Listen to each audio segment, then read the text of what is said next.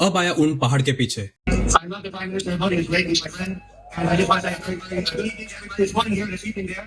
And I just want to say you're great. We've never been closer to India. And India can count on me 100% in the country. If they ever need help, they know what to call. They call right here. We're doing well. We save records. We have a record economy, a record stock market. And anything India wants to get. And I'm a big fan of Prime Minister. हे वक्तव्य काल भारत मंडपमध्ये झालेल्या एका कार्यक्रमात करण्यात आलं. पण यामागची खरी जिओपॉलिटिक्स समजून घेणं हे खूप महत्वाचं आहे. अलीकडेच ट्रम्प मोठ्या अपेक्षांनी चीनला गेले होते, पण तेथून जवळपास रिकाम्या हातानेच परतले. दोन्ही देश एकमेकांवर दबाव टाकण्याचा आणि स्वतःला वरचढ दाखवण्याचा प्रयत्न करत होते, पण शेवटी काही निष्पन्न तर झालंच नाही. आणि आता ट्रम्प उघडपणे भारताबद्दल आपली मैत्री आणि पाठिंबा दाखवत आहेत. पण असं अचानक का घडतंय? यामागे काही स्पष्ट खोल रणनीतिक कारणही आहेत.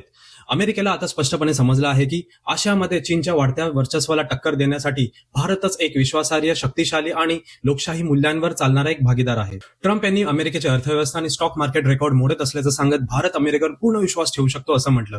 ही फक्त डिप्लोमॅटिक स्तुती नव्हती, तर भारतासमोर आदराने पाठिंबा मागण्यासारखी परिस्थिती होती.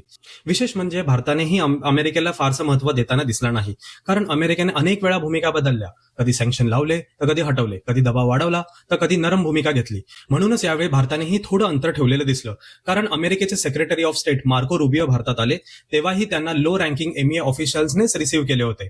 हे तर नक्की आहे की भारत आता कुणाच्या दबावाखाली नाही, तर स्वतःच्या अटींवर जगाशी व्यवहार करतोय. जय हिंद.